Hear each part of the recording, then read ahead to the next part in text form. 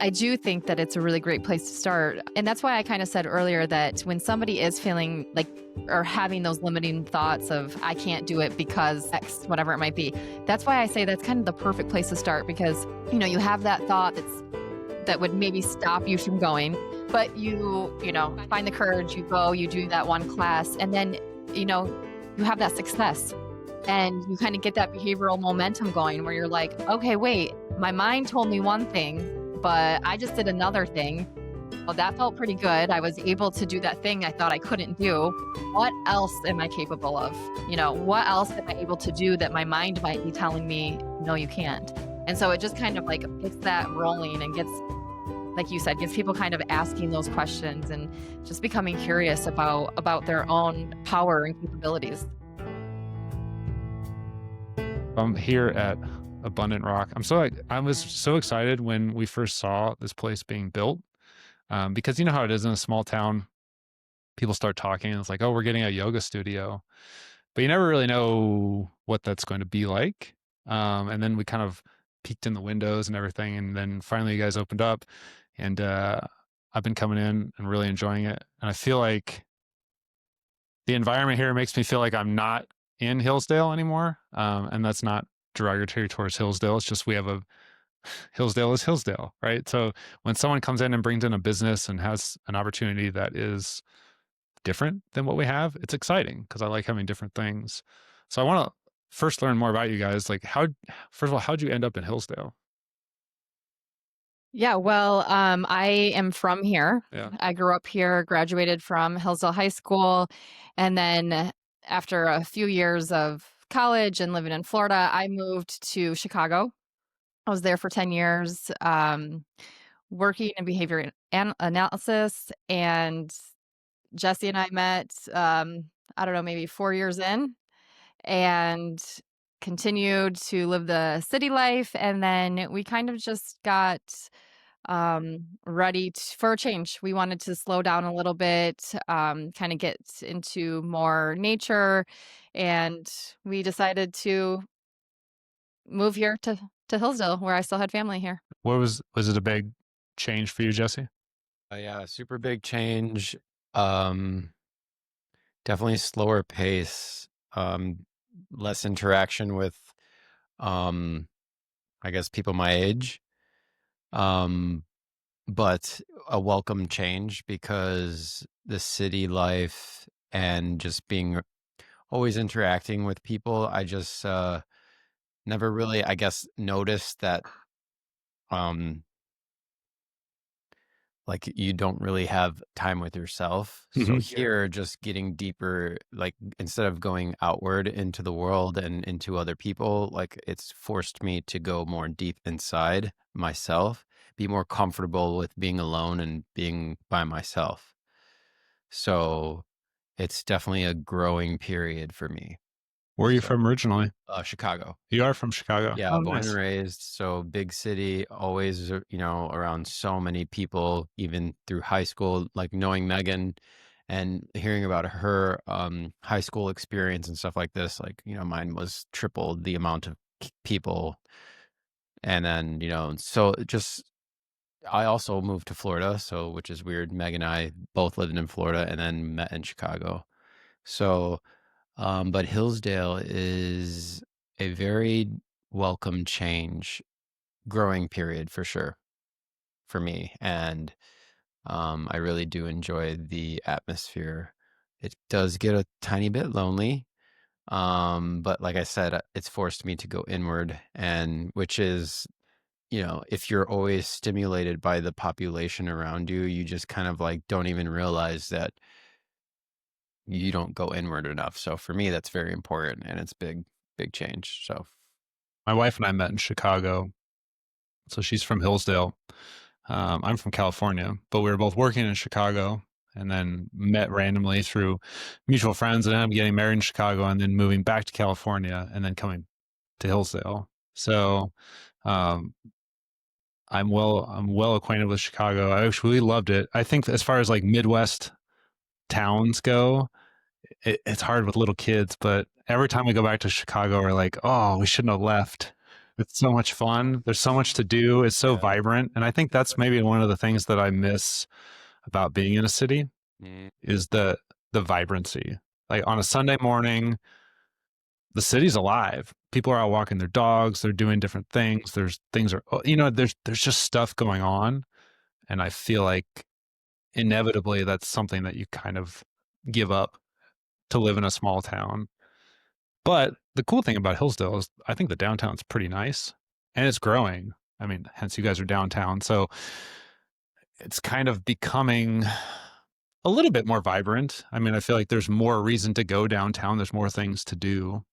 Um, I don't know. Was that part of your decision making process as far as like picking a location in this area, or did you want to be farther out of town, or how did you end up here? Yeah, kind of a roundabout way. We actually had our minds and set on this property out in the country. It was in Jonesville. Um, and that fell through after we were already in motion of moving from the city to come to this area. So we just put the whole yoga studio on hold, and we were just living in Jonesville. And we actually saw the place next door was for sale, and we did a walkthrough, and it was a really cool place, but it needed so much work. And then when we were just on the outside of that, Jesse noticed that this place was for sale. We'll sign it. Okay. There wasn't like wasn't like a real estate sign outside or Yeah, yeah. anything. It was just this tiny little sign, like this big. And the man that was selling this was very nice, but he didn't have the internet. He didn't have a cell phone. So it was just like, I think it was just meant to be.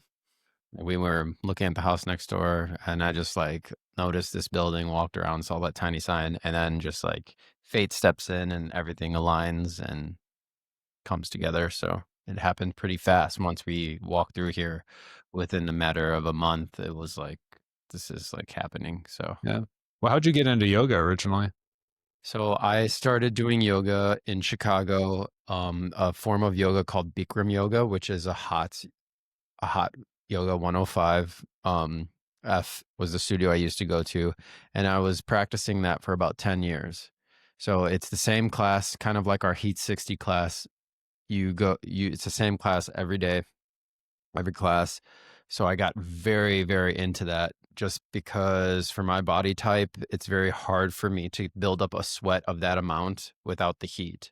So I found that like I'd have to be in the gym for like 2 hours to get that amount of sweat in. Yeah. So for me, releasing the toxins, really sweating out the toxins, it's just like felt so good. It's just like a rebirth.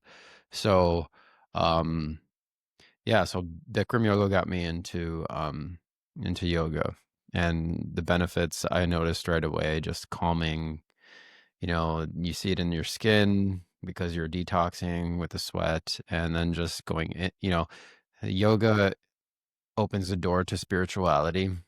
It's part of the deal.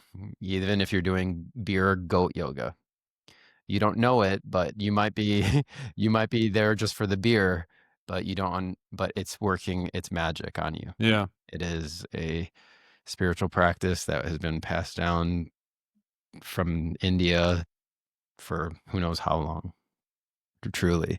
And it is a bringing together of the of our physical bodies and then the spiritual side that's inside of us. It is a yoking of those two. And so little by little, it changes, and then it changes you.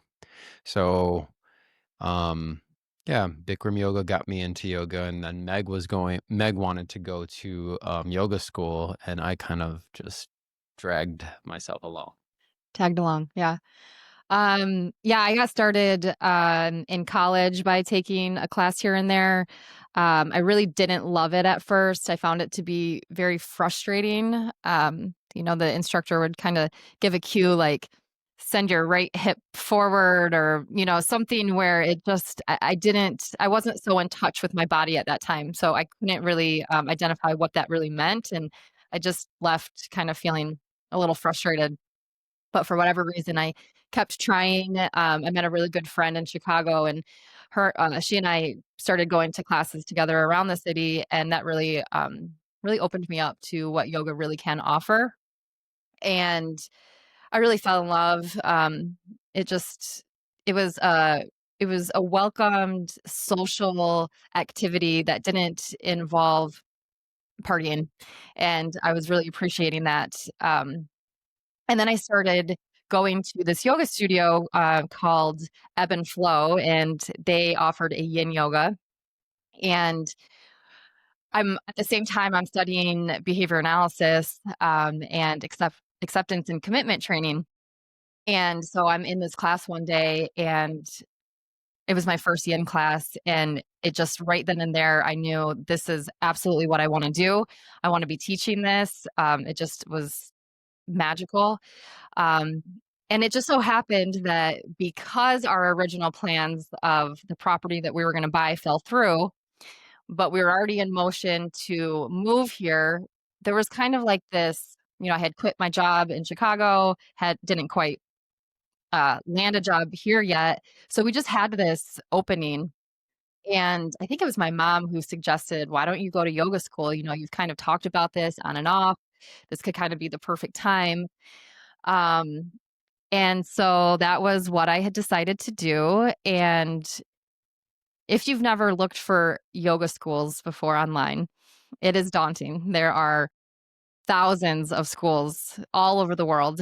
And I knew that I wanted to go somewhere out of the country, and um, I wanted it to be great weather. And at the time, I was looking for a place that would offer surfing and yoga. And I was at the beach at Lake Michigan in Chicago one day.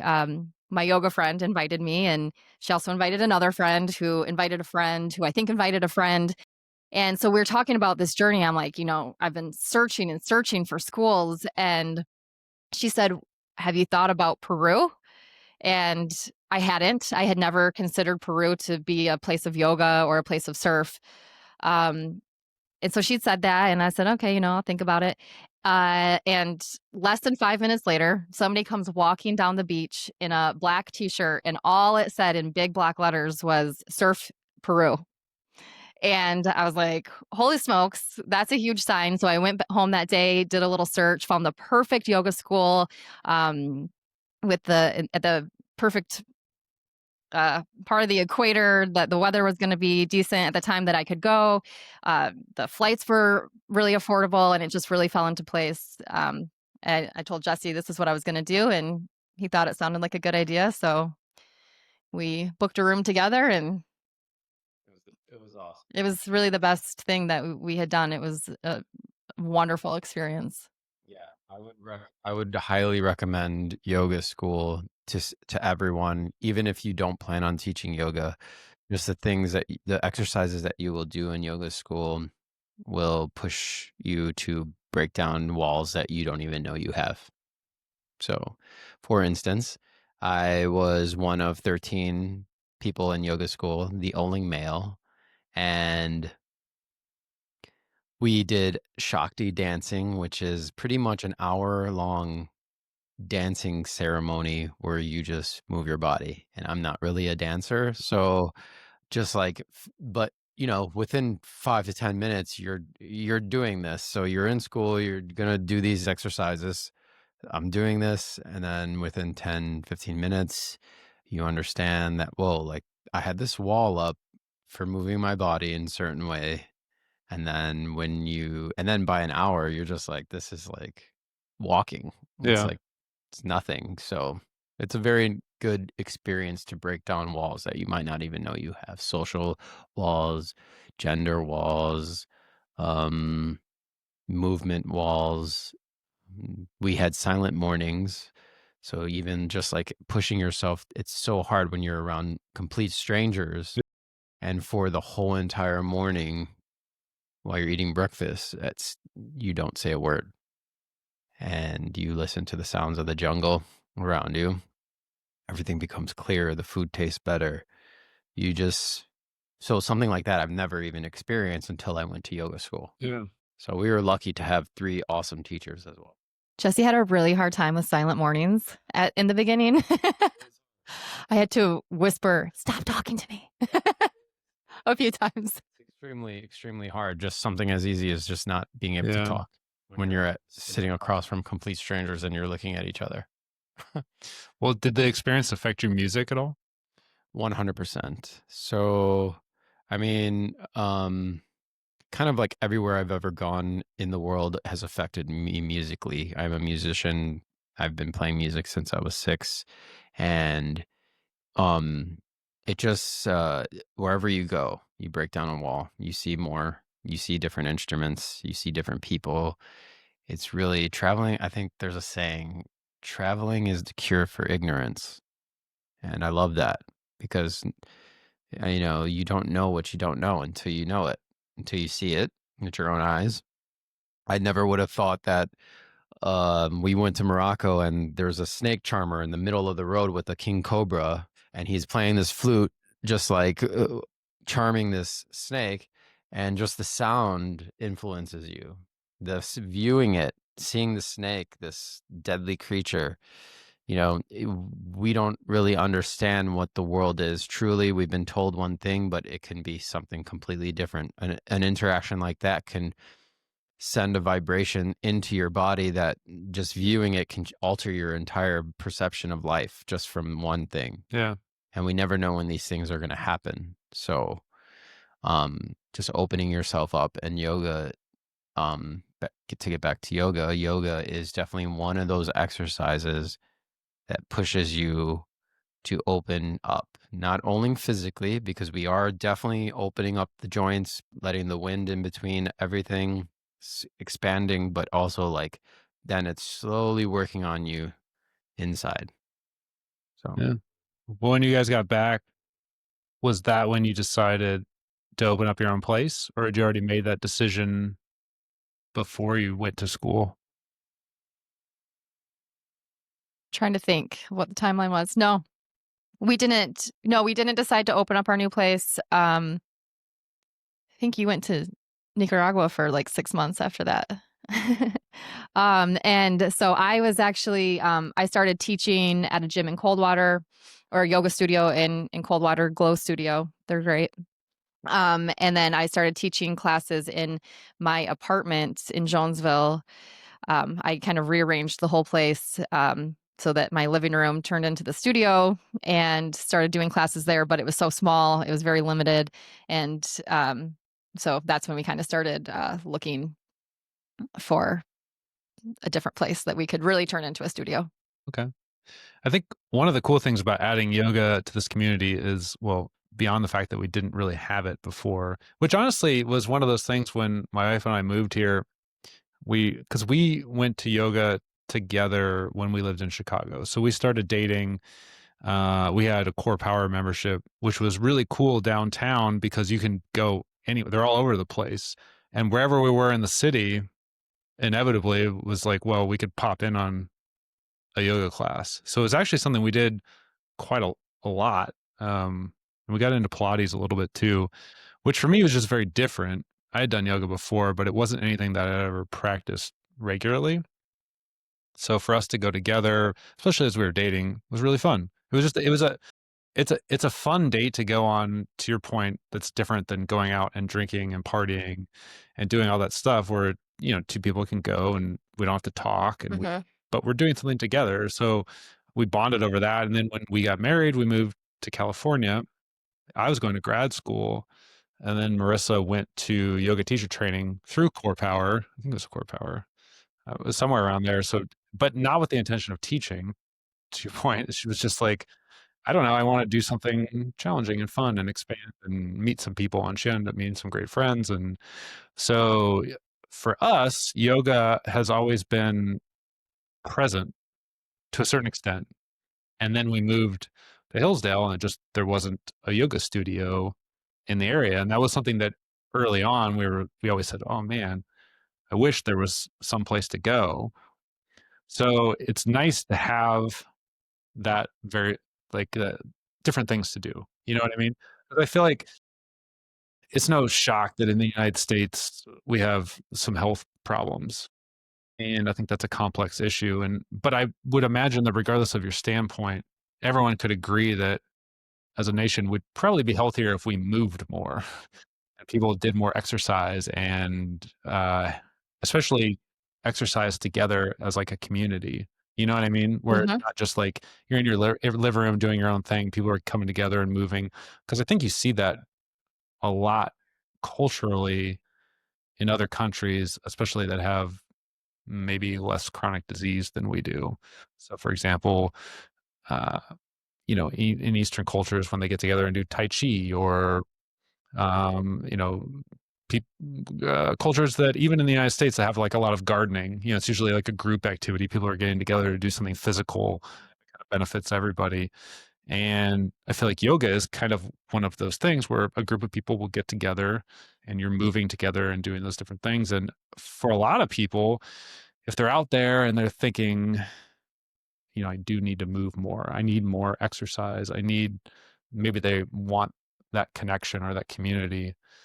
Yoga is a really good option that now is available to them. And I think a lot of people, when I talk to them about Abundant Rock, they have no idea what I'm talking about because they didn't know you guys were here. Or there's some type of barrier. There's well, I would love to try that, but I can't do yoga because of blank. And a lot of people have these, I don't know, I guess I think of them as barriers. And in their mind, it's real. It's a wall that is preventing them. But usually from my vantage point, it doesn't exist. You know what I mean? But they can't see that. And I wonder for you guys, what are some of those barriers that you hear a lot when you're out there and you say, "Oh, we own a yoga studio. I'm a yoga teacher," and someone says, "I would love to do yoga, but," what are some of the most common things you guys hear? So I would say for me, for the male presence, there is a huge gender boundary. Yeah.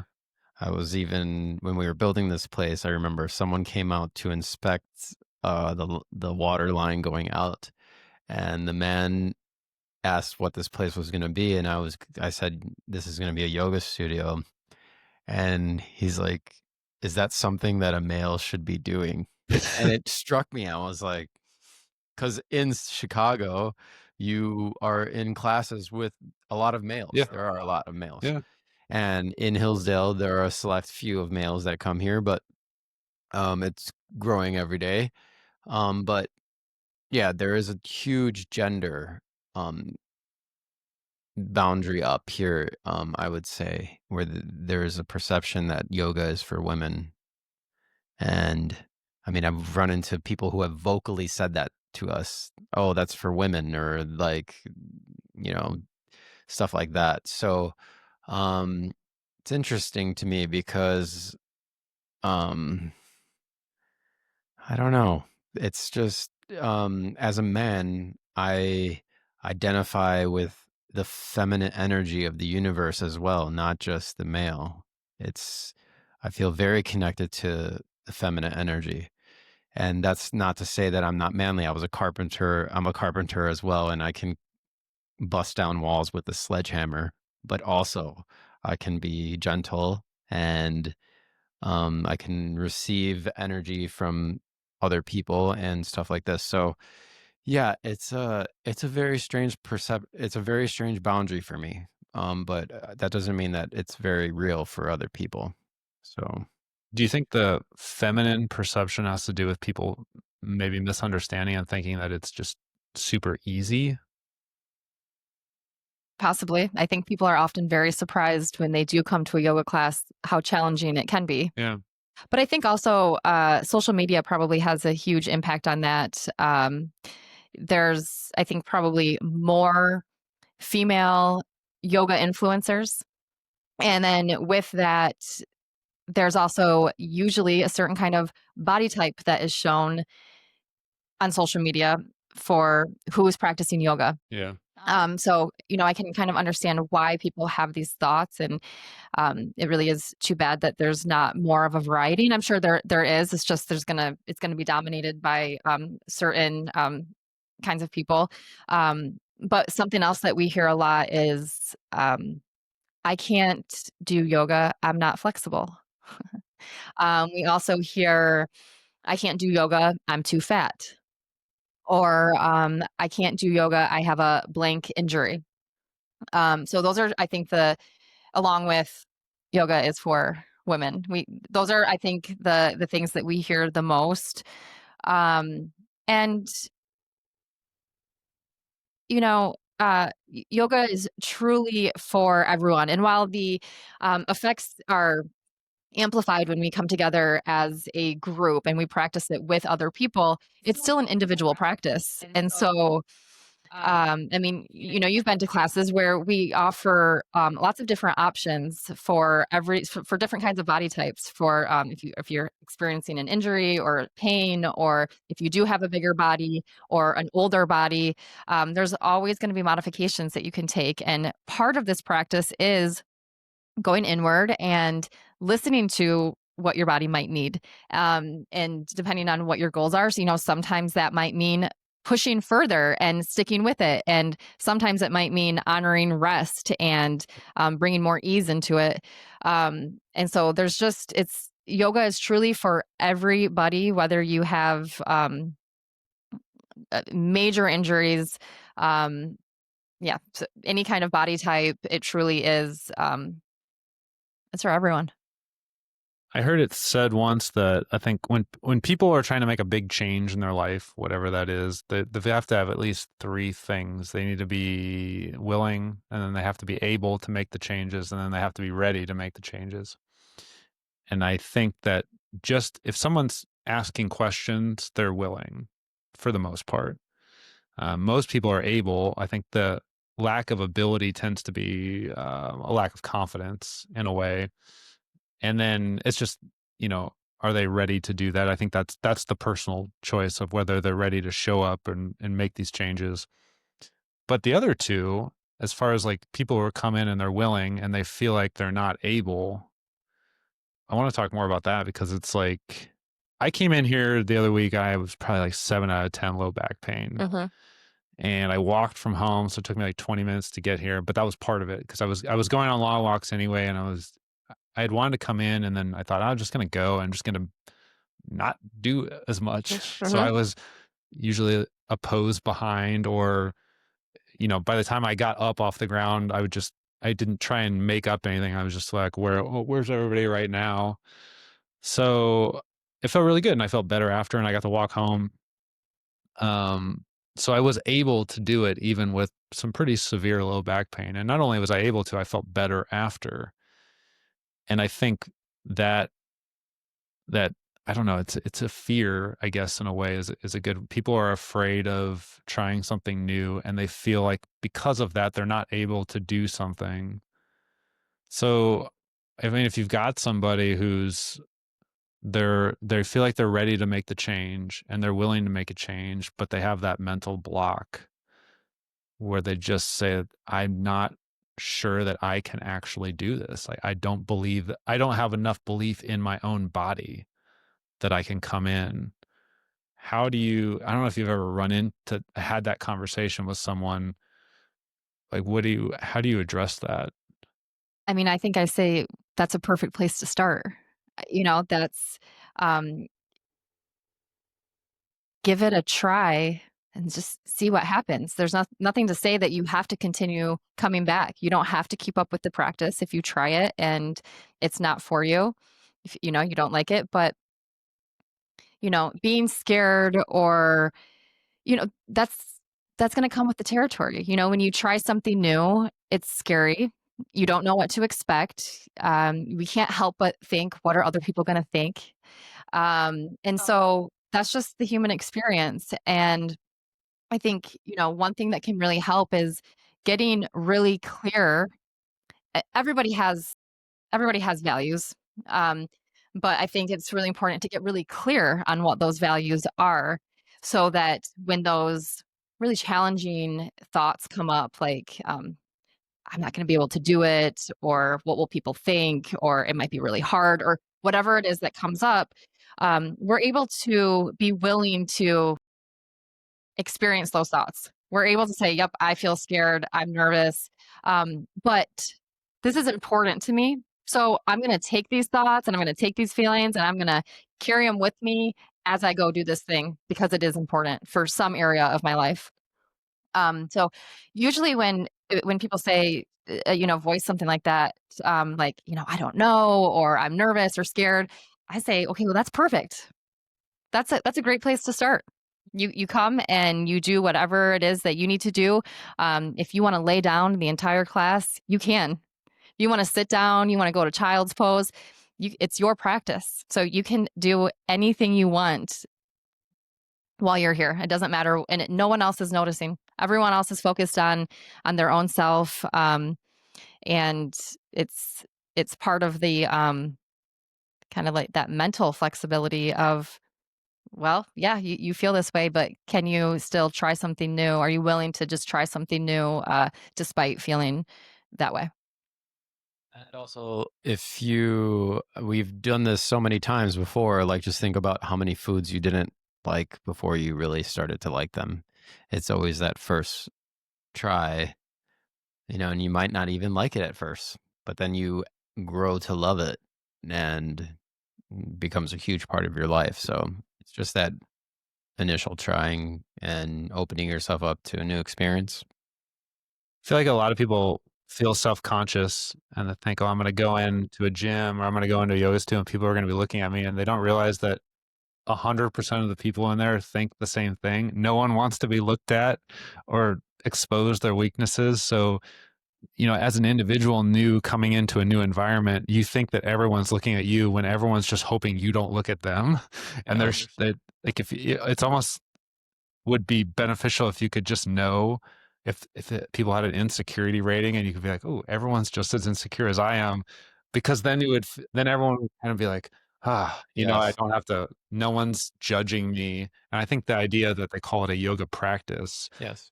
I think that's, a lot of people don't think about that or realize that you're practicing. You're Yes. never perfecting it. You can come in and be as much of a newbie as you need to be at any day. And if you progress, there's no end. You don't Mhm. win yoga. Right. There's Oh, no winning. or it can get as hard as you want it to be or need it to be. And then if you're like me and you just have an old back, you know what I mean? And you got to come back and it's like, well, today or for this week, I'm going to scale it way back to beginner mode because that's where I am. That's what my practice looks like today. And so I feel like as someone I remember coming into yoga, I felt like maybe I was stepping into this pretentious environment where it was like a club and I didn't know any of the words or any of the poses and how I'm going to look silly. And I feel like very early on, I realized no one's looking at me. Nobody cares. And it's probably the least judgmental crowd of people I've ever been around. And it's, Isn't that just life too? yeah. Like we always think that people are looking at us and that stuff like this, and really everyone's just in their own bubble and stuff. And I really like how, so in Bikram yoga, they have mirrors, like in our studio. And the mirrors are a crazy tool to get deeper into yourself. But walking through the door, people might see the mirrors and be like, oh no, I can't stand in front of the mirrors next to someone doing yoga. But this is like in Bikram yoga, they really have the radiators in the room to heat the room. We have the wood burning stove, which heats a small room very nice, but Bikram yoga, it's a consistent 105 degrees in the whole room throughout the entire class. You are profusely sweating. Um, and the men in that class do not wear shirts. So you're in your shorts because there really is no point. They're going to be completely soaking wet. You are shirtless. And I've been in classes where there have been men that are like 300 pounds. This one guy, I remember, every class, he was there as much as I would go. And I would go twice a day sometimes. And no, no body shaming, just we're looking in the mirror. So it's like you said, no one is really the point of yoga is to go inward also. So like it really, you can let go of that. People are watching me. People are looking at me. You can really kind of let that go. And catch on really quick that it's not about the view. It's not, we're not like flexing in the mirrors, like we're using them as a Yeah. tool to like see where our body is positioned so that we can get deeper into these poses. And yoga is chitta vritti nirodha, which means the stilling of the fluctuations of the mind. So part of the practice, even though, you know, a lot of people are thinking of this practice as just physical, which it is, and it can be as physical or as not physical as you want it to be. But part of the practice is noticing what your mind is telling you. So even while you're here and you know, you're thinking, oh my gosh, like, are other people judging me? Am I judging other people? I don't know if I can do this. It hurts. It feels good. You know, whatever it is that's going on in the mind, part of the practice is noticing that. A lot of times we're just on autopilot and we don't even realize that the mind is telling us a story. And so that's cued a lot, you know, notice the sensations within the body, notice the sensations within the mind. And so it is that same practice of moving through the poses and at the same time being the observer. And so when we're able to bring that ease into the movement, ease into the mind while we're moving it, it helps us so that we can take the practice off of the mat. And so when we're driving in traffic or at a challenging meeting or having a hard conversation with someone, those things kind of take the place of the movement. And now we're in practice of noticing how we're feeling and noticing what we're thinking so that we can really show up the way that we want to and what's important to us, as opposed to just simply reacting to what our mind is telling us and how we're feeling. You know, we don't want to be controlled by the mind. We want to be more controlled by our values and what's important to us. You're And I remember one of our yoga teachers telling us this in yoga school. So if you're doing the yoga pose, you could be doing it perfectly.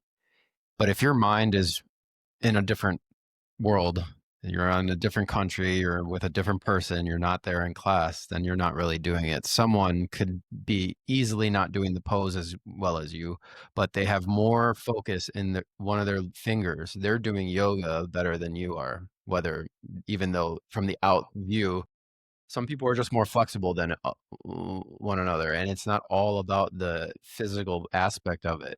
You could have more concentration in one finger than someone who's doing the pose whose mind is completely somewhere else. So it is a very, very cool way to balance the inner, what's going inside the mind, and to really try to calm it so that we can be still. I mean, even Jesus Christ said, "Be still and know that I am God." So it's only through this stillness. And a lot of the teachers and sages of humanity have all said it goes back to being still, to the prayer, to concentration, to meditation. These are all the same things said in different ways. So It's interesting. Yeah, I think that I zone out a lot in yoga. And so there'll be days when I'm really focused, like we were talking about, and other days when I am just somewhere else. But I get something out of regardless of whatever it is, because some days I just need to disconnect. Mm-hmm.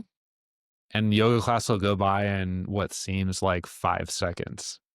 And it's like, I wasn't sleeping because I'm sweating and I was definitely moving, and then sometimes I'll wonder, am I just doing a different pose than everyone else? Because I feel like in everyday life, outside of just in life, we're just overly connected in some ways. I'm overly connected with my phone Mm-hmm. and with my computer, and I deal with patients all day. And then I've got kids, and there's always someone talking to me or asking me something. And I'm always having to actively listen and respond. There's that exchange. And when I come to yoga, I don't have to do that. So there are days when I can really focus on my practice, and there are other days when I just showing up is fine. And I honestly just feel like laying there and Mm-hmm. listening. But I don't.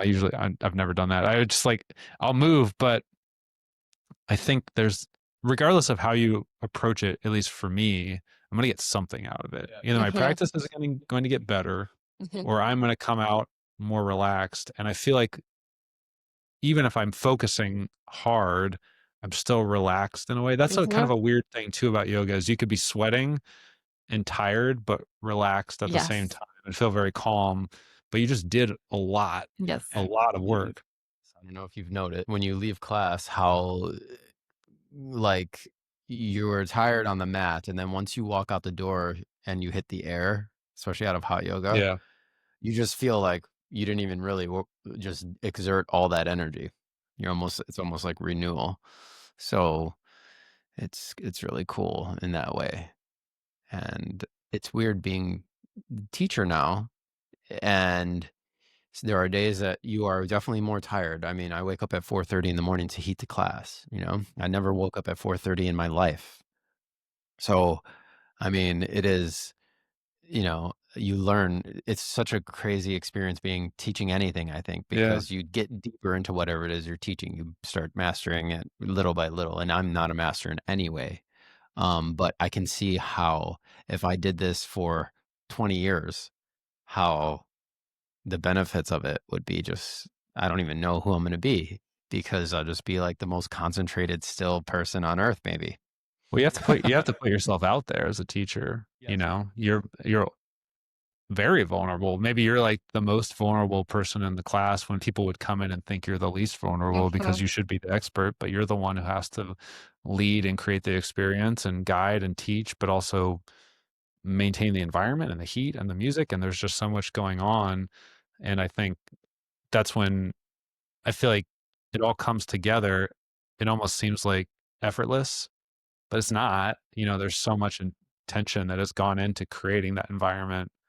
And that was one thing I noticed when I walked in because you have all the little details in the studio. It smells good. It sounds good. It looks good. You know, you've obviously put thought into everything in here.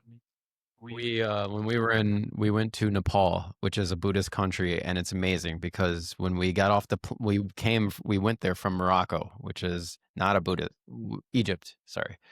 No, e okay, so, well, we were in Middle Eastern countries, which the vibe is much different, and I remember instantly, once you landed in a Buddhist country, you know, like, right at the airport, the the energy was different, and people are bowing at you and, like, "Namaste," like, right at the airport.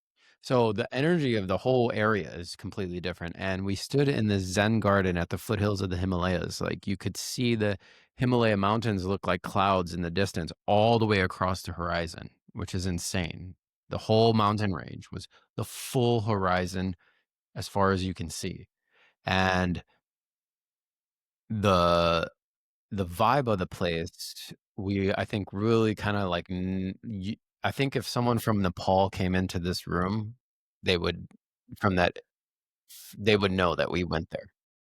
So we brought a lot of stuff, I think, from Nepal, and, there was a woman that came here who, traveled in Bali, which we've been to Thailand, pretty close to Bali, not very, but when she walked through the room, she said, this place, I feel like I'm in this is remind me of Bali more than anywhere I've ever been."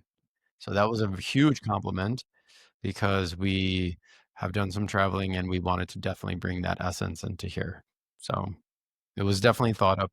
There was a lot of time and energy that went to just and fighting that went into this blood, sweat, and tears. Literally, I've bled for this place, cried for this place, and sweat for this place. So it took a whole year of extremely hard work. Um, Not only here in the studio, but also like working outside. Meg has a pretty demanding job, and at the moment, I was a carpenter at the hotel here, the Kiefer House, which was an extreme. I didn't know how to work before then. I didn't know what work was until someone is like, "Okay, grab this 200-pound steel beam with this other guy and climb up a 20-foot ladder and screw it into the ceiling." I was like, "What?"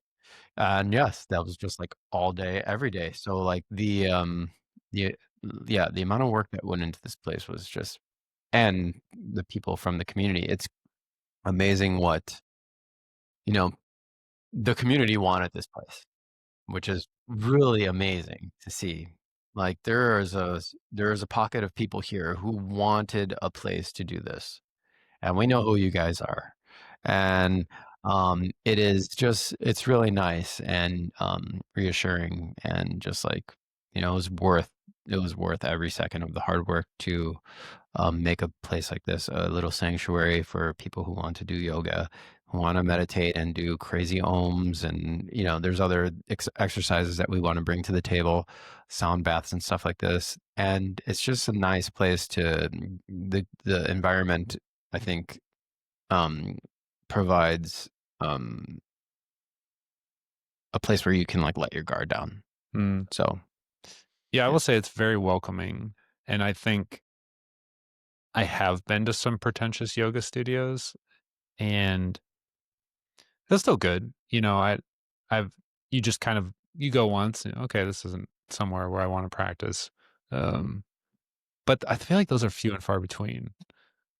And maybe they attract a certain they're like a magnet for a certain type of person in a community. So then every other yoga studio is probably fine then, because it's just people who don't want to be judged and who don't want to judge other people, they just don't go there. Um, so that's why I was very excited to come here when I took my first class, because you could just tell from the start, from when you walk in, oh, this is going to be fun, and there's not going to be no one's going to judge me, and it's there are no expectations, I feel like. And sometimes with the way you guys have the room structured, because it's not a straight mirror across, I usually am the last one to show up, so I always end up like right up there, Hmm. which is hard because I can't see the instructor back here at Hmm. all. And I know a lot of the poses, but you guys also do different things, and I feel like every class has been somewhat different, and some of them I don't remember, and I might be zoning out half the time. So it's been kind of a fun journey, actually. Like, just like that becomes my spot because I'm always the last one to show up, uh, because you can't be self-conscious then, because I just get in there and I'm like, okay, I'm gonna be behind. I'm just already commit to that, where it's like I'm gonna be a half a pose behind, and I'm constantly gonna be doing like what's going on. But if you can, I feel like if you can do that and you can laugh at it and you can realize that no one's gonna care. I know you guys don't care, Right. and yeah, It's no, your own and practice anyway. no one else is like, ugh, look at this guy, doesn't know the poses. This has just been one of those studios where I can show up, 1 second before class, slide in real quick, just get into it and be bad and get something out of it. And so it is what I feel like we wanted and what we needed for those of us who were hoping that a yoga studio would eventually open up. So I'm excited to have you guys. Another thing that I Thank think you. is very exciting is that I talked about before, the benefits of increasing physical activity, because so I coming from Southern California, it's obviously very different. Maybe closer to Chicago, even though Chicago is Midwest and Southern California is West Coast. Very different than small town. So now living here, I think the concept of living a healthy lifestyle is different. People have different values, and it's not good or bad. It's just different. So, for example, people in Chicago and Southern California, I think, exercise more and then you will find in a small Midwest town. And that's just a generalization. It doesn't mean, and I'm not trying to say that they're healthier, because people from Southern California are unhealthy in a lot of ways that people from small towns are healthy. So there's different types of priorities in different areas. And I would say when I moved here as a healthcare provider, I noticed very quickly that 100% of my pain patients do not even get close to meeting physical activity guidelines, but not even in the ballpark. Like low step counts, not strength training. They never get their heart rates up. They have no flexibility. They don't, there's very low value put on that. And it was such an overwhelming trend that I think very early on it changed the way I practice healthcare, because if we're not doing the basics, if we're not moving our bodies, I'm not really sure what else we can do other than put band-aids on things. Mhm. And there are other big ticket items. Nutrition is huge. Your mental health is huge. People who are chronically stressed out or dealing with anxiety, it's hard to do other things if that's plaguing you. But if you're the interesting thing about physical activity and movement is that it does affect everything else in a positive way. So when you move more, you can be in a better mood. People have better sleep, you know, they feel better. So they've got more energy. It definitely decreases risks for all of the scary things that people worry about that we have problems with. So heart disease, cancer, diabetes, um, things like Alzheimer's and dementia, illnesses like we went through with COVID. We saw very quickly that, if you had, people with low VO2 maxes who were not physically active, who had multiple comorbidities, they were at a higher risk, Uh-huh. and that this when a pandemic hits, you don't have enough time to get in shape or get moving. It's just not necessarily available to you that your body won't adapt that quickly. So you have this amazing body that can do all these amazing things, and if we don't use it, we lose it to a certain extent. And so I deal mostly with people who are in pain, and then it becomes this vicious cycle. I'm in I don't move a lot, and now I'm in pain and movement hurts, so I'm gonna do less movement, and then they just go down this path, and I'm telling them, "You realistically, to get what you want, have to be over here." And then they can't see the connection between those 2 paths. There's a forest in between, and I have to kind of guide them through it. So it's been uniquely challenging in this area because I need multiple options for patients. I can't just tell everyone, "Well, go lift weights," because a lot of people don't wanna do that, or they're too scared. And I can't tell people, "Why don't you become a runner?"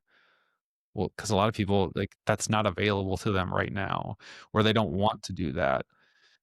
And I feel like yoga is one of those things where everyone can do it, and it's such a positive experience. And so if someone is compulsively active, the practice can suit them. But if they're, you know, obese and inactive and they have multiple health issues, they could still do it as well. And I feel like just people being able to access different types of physical activity and have coaches help guide them and walk them through that is such a positive thing that and it's not just a Hillsdale thing. I think it's a problem obviously nationally, but it is a trend that I've noticed from someone who didn't grow up in a small town moving to a small town, that there's not as big of a value and on physical activity. And we noticed that the last time we were in Chicago, was we got up on a Sunday.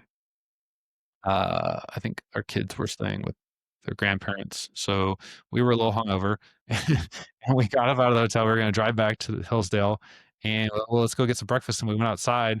Sunday morning, there's 500 elderly people walking their dogs, Uh-huh.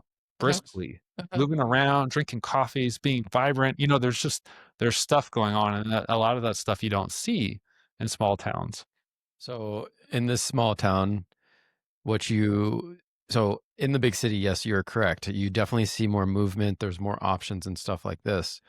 But what I get from Hillsdale is this crazy sense of family. And that to me is like, that's like the groundwork for yoga. It's like, so that plus, just like people here work physically, there's a lot of physical labor that's done here. You see it in the Amish people. And when you run into them at, um, the grocery store, they are physically like some of the strongest human beings you'll ever see. And they're not going to yoga class. They're building stuff. So you see like it's definitely you see that there are men here that are extremely strong and they're not going to exercise classes. They're building roads and like stuff like this. So it's just it's a strange thing. And like you were saying, with physical, I'm finding out more that yes, you must use your body. you can't just expect to be happy laying still all the time. Your body is going to disintegrate. So, but also like now with social media and with Netflix and all these things that we can just like, we're visually taking in all this energy, and we don't really realize how, I don't think it's been like a veil over our eyes that these things are there to take our energy, to distract us, to point us in directions that aren't might not be our own. So we're just constantly giving our energy away throughout the day to these devices, to this material that we are watching. Um, the thing about yoga is that it does allow you to go inward, and the physical activity is you can spend all day at the gym and be one of the most healthiest people on the planet. But if your insides are off, if you're lying, if you're cheating, if you're over drinking, these things, you can't be physically fit. You can't function that way. So yoga really is a way to, I think, balance that. So like when you get in line with your values, like Meg was saying, and she's one of the people that like really taught me that, like, whoa, like, okay, I value truth. Now that is one of my, it's something that I can't ever like sacrifice anymore. It's something that is top tier for me. So anything that takes me away from that value, I just won't do anymore. And so I think so baseline, you have to move the body, right? And we can get that in many different forms. But like I said, like if you're moving your body, you're going for a run every day. And yeah, you're physically doing the exercise, but your insides and your mind are off. You're never going to shine as bright as you can. Your body is the temple. It's a temple, and it houses our spirits, or whatever divine energy you want to call it, any name that you want to give it. When we go to sleep, we go somewhere else to this magical land of dream world. So we know that we're not just these physical beings. Every single civilization over the entire world has said that we are spiritual. We innately feel it because we have been disconnected from our higher power. We feel this like, there's something else going on here. So, yes, being physically active is great. You have to do it or your body will disintegrate.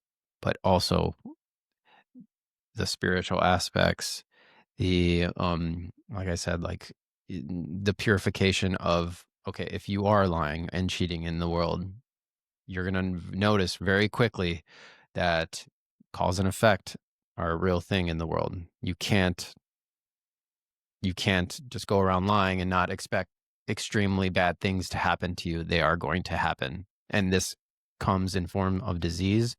It comes in form of bad relationships. It comes in many different forms. So the purification of how we live our life, I think, is completely necessary to our health, not just the physical aspect. Do you think that yoga helps with that? So as far as like, say someone's working on some stuff, they need to move and they want to move, and maybe they're drawn to yoga just for the movement. That's what they want. But then they come in and they start to go inward and then reflect for more of, maybe perhaps more of a spiritual experience, and then electively start to make changes. Is that something that you guys have experienced individually, or is it something that you've seen people who practice with you guys that have made changes because of yoga that they did not come to yoga to make? Yes. Yeah. Yes, definitely. I know that, I mean, when I first started getting into yoga, I truly thought it was just a physical exercise. Um, but I think, and even if you do come for just a physical exercise, you can leave with just that, and that's great. But as the teachers, we're going to often give cues to things that are going to take you inward. If we say things like, notice what's going on in your mind, or notice the sensations within your body, you can leave that and not do anything with it, but it's still being placed there in front of you. So, I can think back to when I was new to this practice. There would be, and like I said earlier, I was pretty disconnected from my body. If somebody asked me, like, if I had sadness or something, and someone said, well, where do you feel that in your body? I couldn't even grasp what that would mean. I didn't understand. I would think, well, in my mind, that's where I experience it. That's just comes with being disconnected, our minds and bodies being disconnected. But by having various teachers throughout my life pose questions like that, it starts to kind of, maybe not right then and there, I can understand what that means, but it's still, I'm consuming that thought, or I'm consuming that cue to think about where am I feeling this, or where am I experiencing this? And so it just starts to kind of open that door to seeing that there's this inside world. And I think that, we've had a few students say, come to us and say, this is really changing my life. And and I don't think that they mean physically. While, there are physical benefits, of course, but it just kind of brings this idea that, we start to cultivate this calmness and this stillness. And once you start experiencing that, you can start to see that, well, I can actually cultivate this anytime that I want. And it forces you almost to start to see your actions. You start to see how everything is connected. That, we know that what we eat affects us, but that what we consume in that way, it affects us. But we often don't think about the other ways that we're consuming, like Jesse was talking about, like, what we're watching, what we're listening to, all these things, like, we're consuming those things, and they're going to have an effect on us. And so I think yoga just starts to open up that awareness, and you can start to kind of explore those different things of, how is this impacting me? And how is this action that I'm engaging in or not engaging in? How is it affecting me? How is it affecting the people around me? So I think ultimately yoga, what it does is it kind of opens up that awareness, and what you do with that is going to be up to you, but it plants that seed. So it's like it's like giving you an environment to ask hard questions and be okay with maybe not liking the answer. So I remember, I don't know who wrote this, so maybe Khalil Gibran or one of I love poets. So um I'm pretty sure it was him. And I don't know if I said the name right. Do you want to say it right? Go for it. Khalil Gibran. Yes, okay. So he said, I believe, that those who are unwilling or too distracted to make their bodies a temple, stone structures become necessary. And I find that to be extremely true. You can use your body in such a way that it literally becomes the temple. And this is when you get very, very aware and with intention on what you eat, everything you put into your body. I mean, like, I'm at the point where I won't even, there's certain, I mean, I fall short all the time and I sin, which is missing the mark in my mind now. Sin necessarily isn't some extremely, like, I don't have to lie to sin. I don't have to cheat or hurt someone. To me, sin is just missing the mark. I have this bullseye in my mind, and when I throw the dart, if I miss the bullseye, I have sinned in my mind. So, I'm very, very, very aware of what I'm putting into the body. So much so that I want to create this vibration around me that protects me from things that we're completely, when we walk out our doors, we walk into a world that has been designed, and we have been We have been conditioned from the very beginning, from our parents who were conditioned, we are constantly being lied to when we go outside. You see it when you walk, you're like, well, everyone is obese now and weight is an issue here, but why is there a new Kentucky Fried Chicken popping up in town? Why is it so hard to get why do we only have farmers market one day of the week?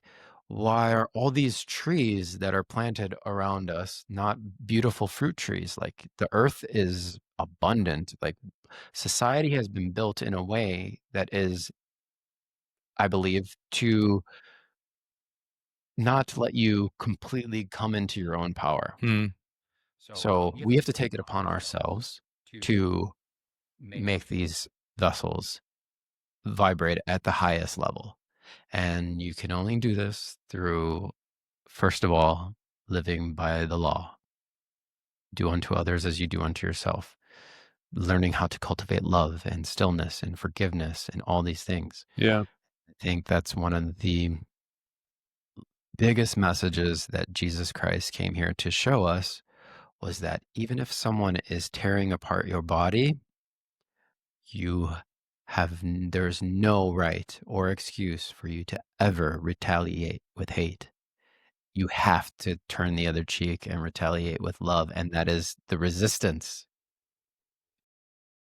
And once you start moving from that, then, like I said, you can start making the body into this temple, and magical things happen with with some little bit of movement and this intention.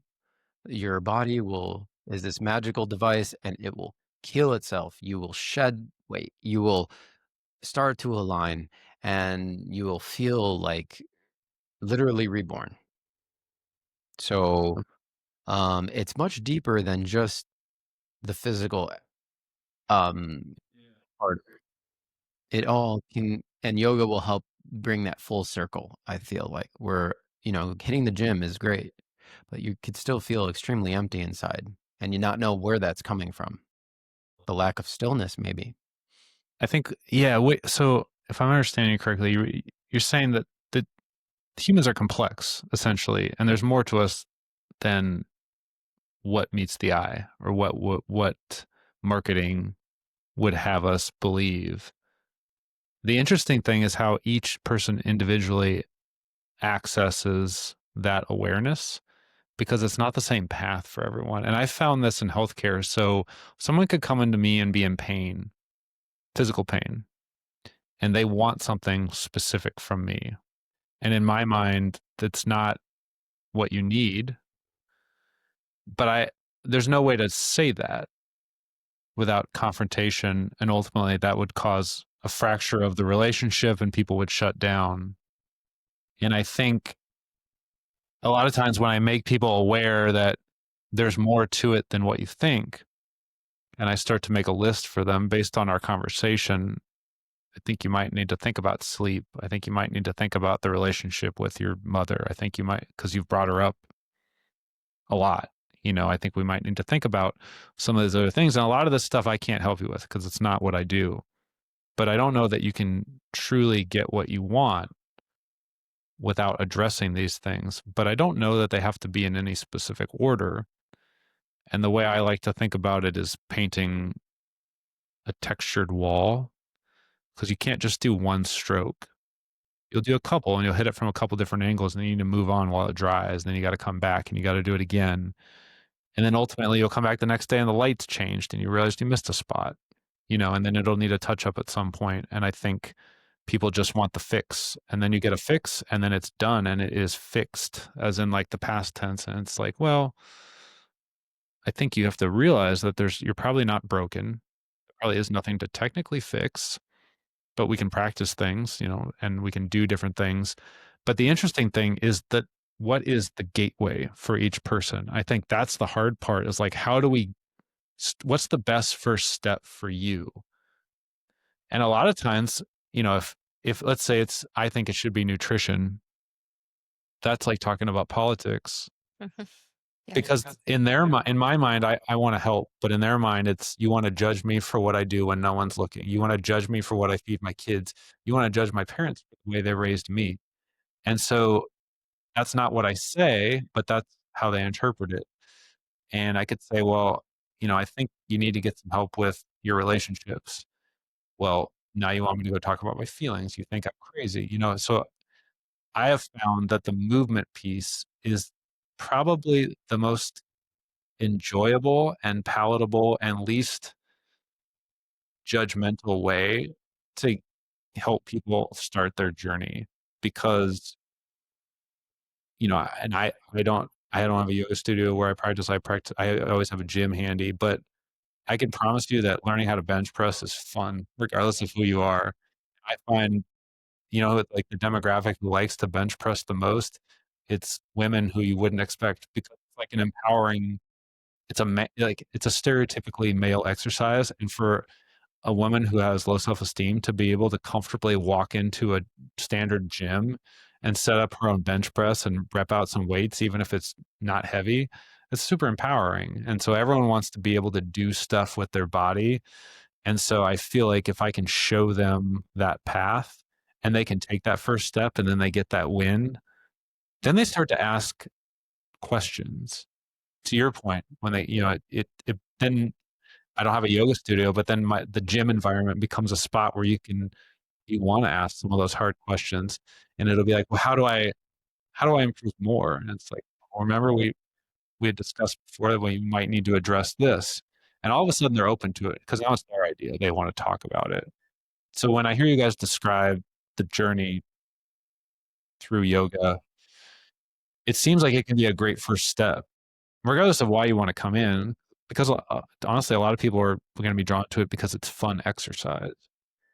But then when you come in and you start to enjoy the practice, it seems like there's so much more that you can gain from it because it is that non-judgmental space where you can come and work on yourself and you can start to ask yourself these questions and maybe start to be motivated to do something about it, to make some of these big changes, and then maybe stop caring about some of the stuff that doesn't really matter but seems like it matters. That's just being, to your point, force fed to us when we walk out into the world.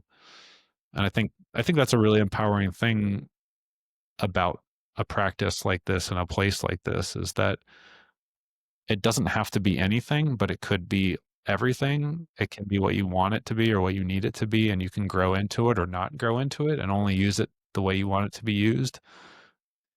You get what you want out of it, but it's also you're attracting people who don't want to judge other people and don't want to be mean and want to treat people the way they want to be treated. So you ultimately get to walk into a community of people who have all selected each other as a community. No one's here because they don't want to be here. That doesn't happen. Everyone wants that. They want to be around the type of person that they want to be around, and it's like a magnet for people like that. Is that kind of a good summary of? I think so we're all at different stages of this growing process, and I think we all are growing. I think we come here to grow.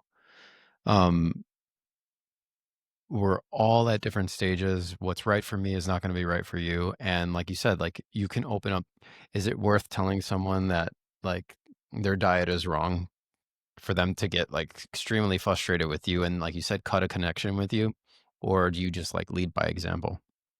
So, um, I can only I like the phrase, we're all chasing the same high mountain along different paths, or all roads lead to the city of God. I love that, especially in religion, because a lot of religions, not a lot, but certain religions can say that like your religion is wrong, the way you do things is wrong.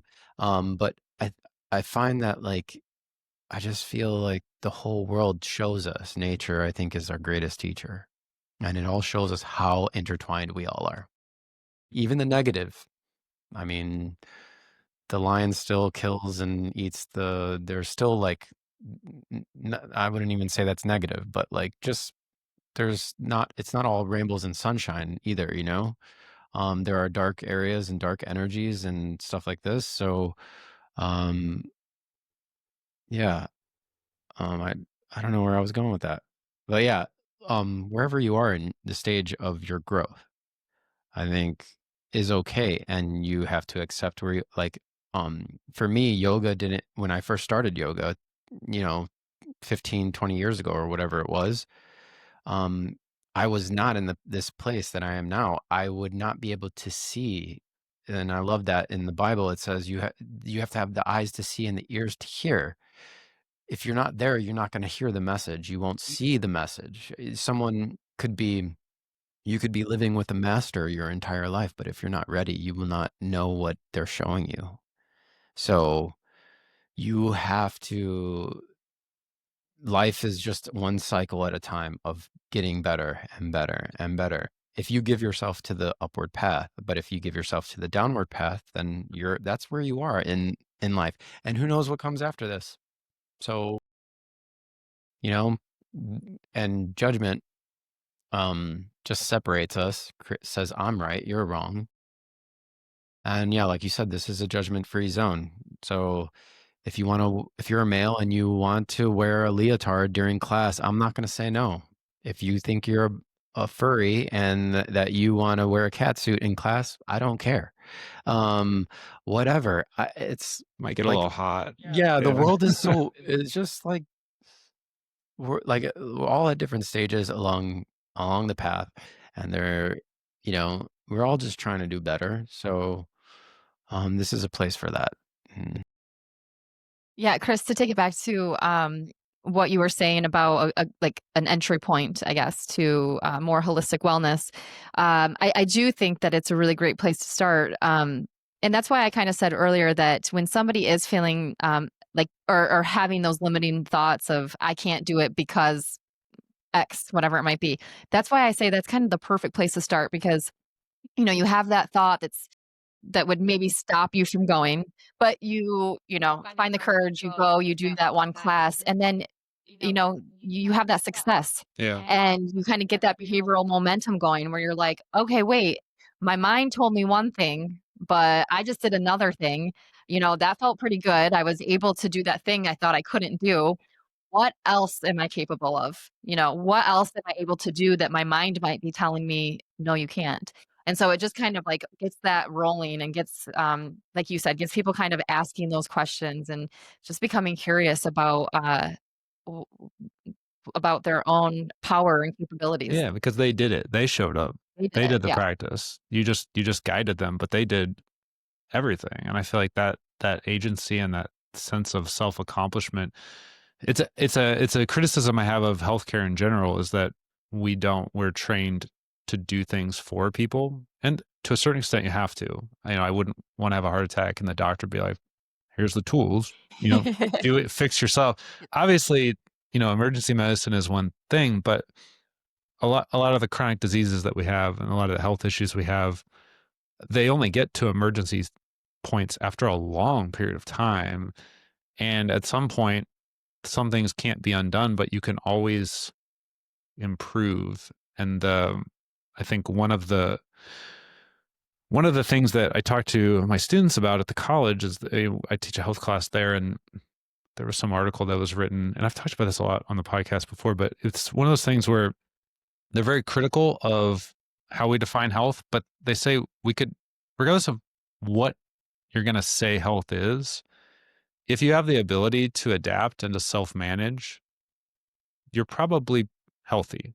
Yes. So you could have multiple comorbidities. You could have chronic diseases. You could have got a virus when you were 2 years old and have type 1 diabetes, and there's nothing you can do about that. But it doesn't mean you can't be healthy. But it's more challenging for certain people. But then you have to look at the things that you can do that are going to help you be better able to adapt and to self-manage.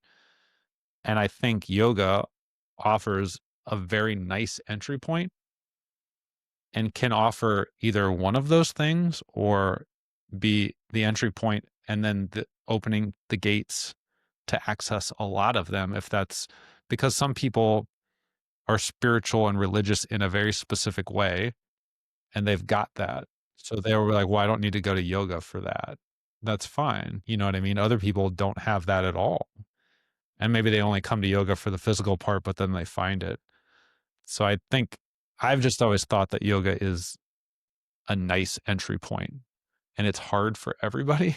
So it Yes, it doesn't is. matter if you're freakishly strong, you will struggle, but you'll be able to do it.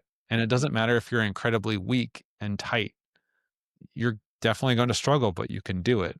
And people who are really, really good at yoga are going to struggle because they're just going to challenge themselves in a way that is accessible to them that they want to do.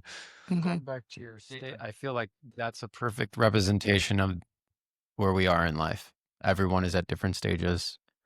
The yoga expert is going to maybe be able to do it with more ease than you, but you're not there. So if you want to get there, you just keep doing it. And But also, progress is not linear. So even us in the position as the yoga teachers here, we're also the students. And every single time I teach a class, I'm still seeing myself as a student. And even if like one day we could only do a forward fold halfway, and then we keep working on it, and then the next day we can totally touch the floor, that doesn't mean that the third day you're also going to be able to touch the floor. And we like to say that every single time you get into a pose, it's the first time you're getting into that pose. You might do downward dog a million times, but the next time you do downward dog, it's the first time you're doing this pose, because your body is different and the context of how you're coming into that pose is going to be different. So the ability of our bodies is changing just from one moment to the next, and that might be an improvement or not, but just honoring that our bodies are changing all the time. Yeah, it's just you don't have to meet a standard to get something out of it, or there's no level of achievement, It's just there's the standard is whatever you feel like it is in that moment.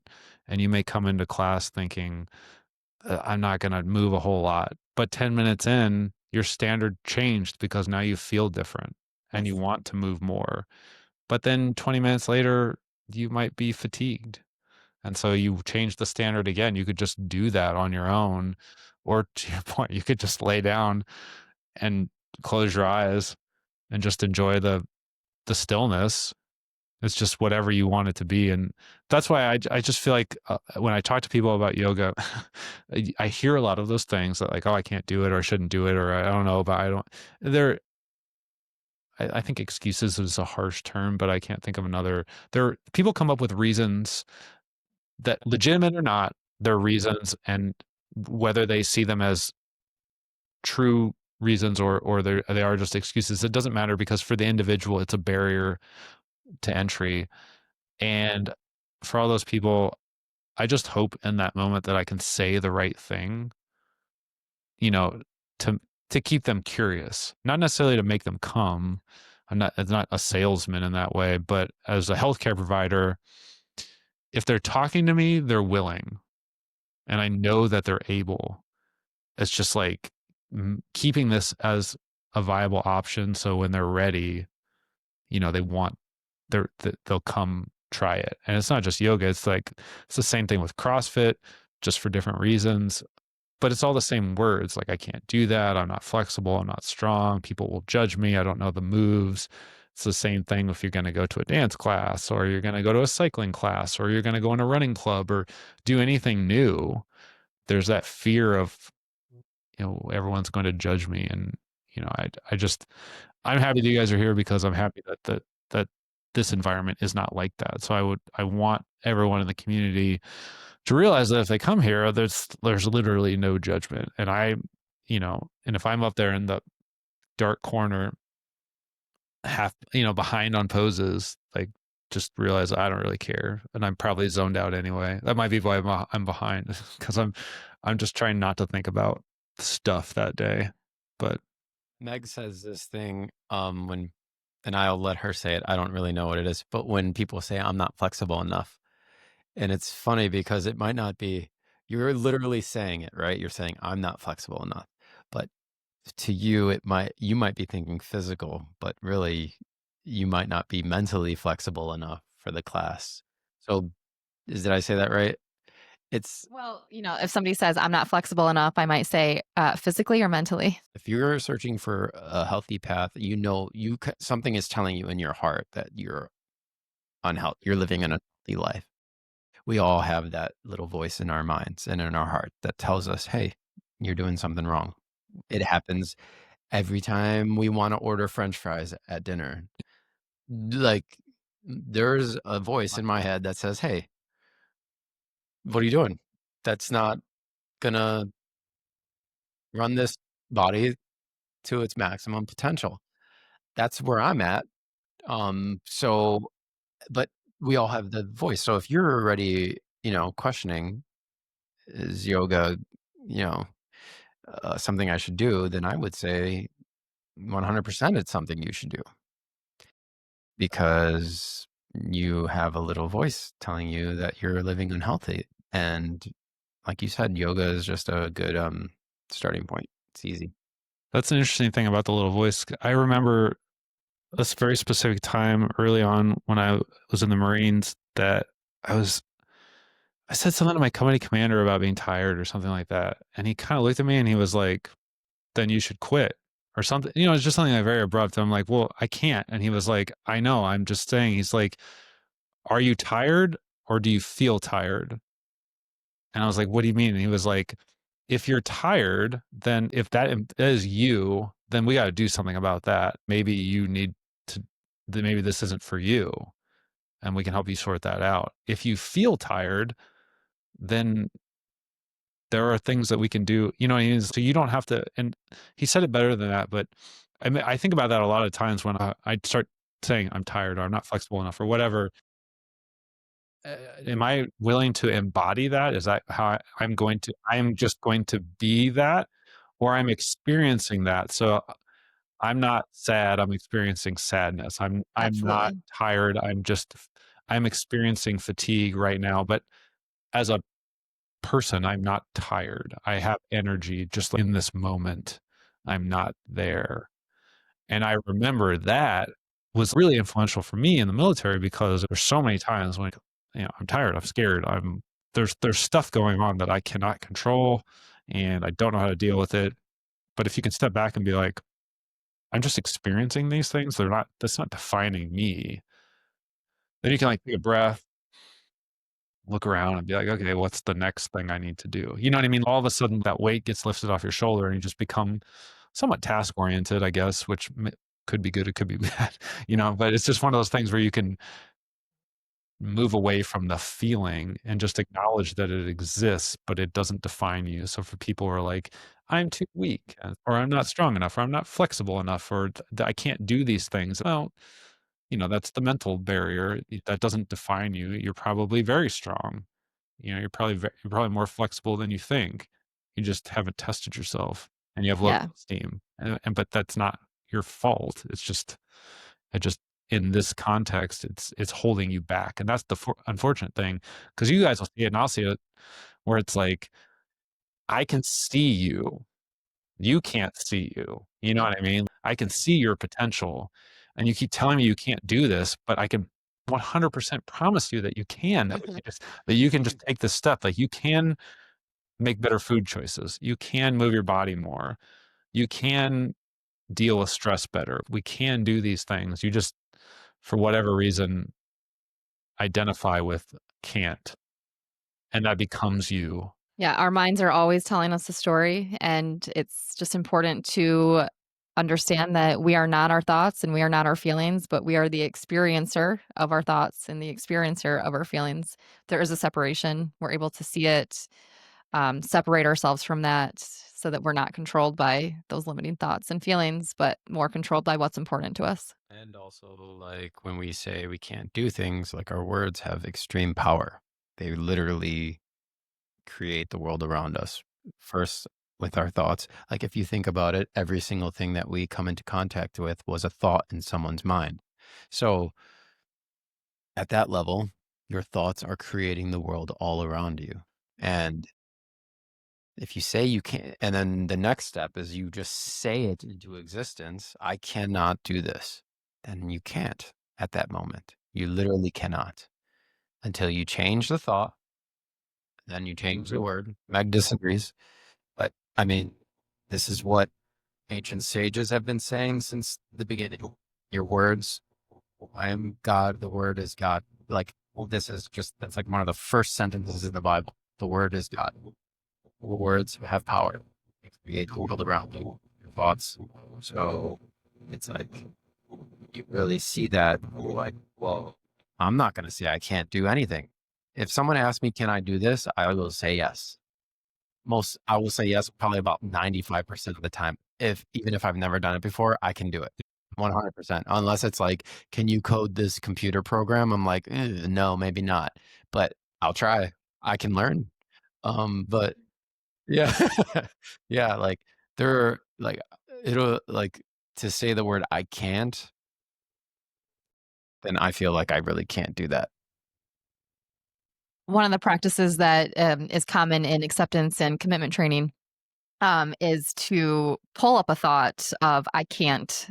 I can't, you might say, I can't walk around. I can't walk around. And then the instructions will be, okay, now get up and walk around. And at the same time that you're walking around, continue to say, I can't walk around. I can't walk around.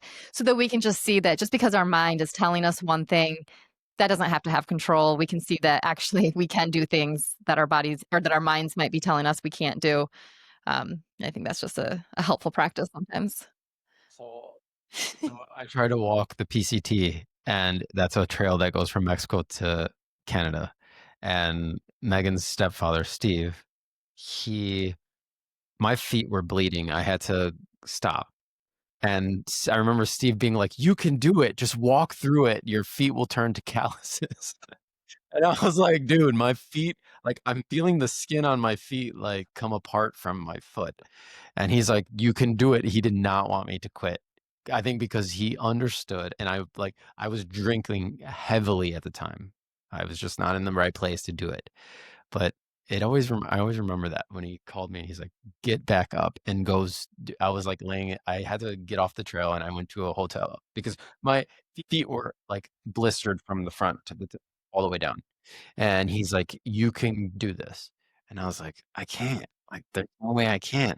Like, but I bet if Steve was in my body, he would have done it because he thought, you can do this. You can just put your shoes on, bandage your feet up, and they're going to turn to calluses. Go do it. They do it in the army. Like, I don't know if you've experienced that on long marches, your feet get tore up. You get the blisters, you get the hot spots. And you like, I don't know if you can just say, hey, I have a blister. I have to sit this one out. Or if the drill sergeant makes you, no, we're doing this march. Like, you're going to keep going. Yeah, it depends. If it's a training environment, you might be able to get away with it, but not when you're deployed or anything. Now having kids and doing all those other things, it's like sometimes there's so much chaos going on, but I don't have like a team. It's just, I mean, I do. My wife and I are a team, but it's just one of those things like it's a different thing when you go through those experiences together in that environment. And I think, Nice save, Chris. yeah, no, my wife, she'll tell you we operate very differently. So we're opposites, obviously, like very much attract. So she is definitely like more of the I need to see all of the details. Like, let's plan this out. And I'm more of like, it's like a 70% solution. Let's just do it. Like, let's just go. You know what I mean? So there'll be times when she will say, oh, I'm glad we did it your way. And there'll be times when she'll be like, no, we need to plan this. And we did need to plan it. And I'll be like, I'm so glad that you took lead on that. And I think growing as a team, I don't know, intuitively we figured out like this is more of a you project. I'm just going to be support role. You tell me what you need. I'm not going to chime in unless you ask me for my opinion, and she'll do the same thing to me. But that's obviously taken a few years to perfect. That's encouraging. But all right, well, I think that's a good way to end it. Yeah. Thanks for letting me come in and record this in here. This has been fun. Thanks for having us. Yeah. It was really fun. Cool. I really enjoy your podcast. Oh, thanks.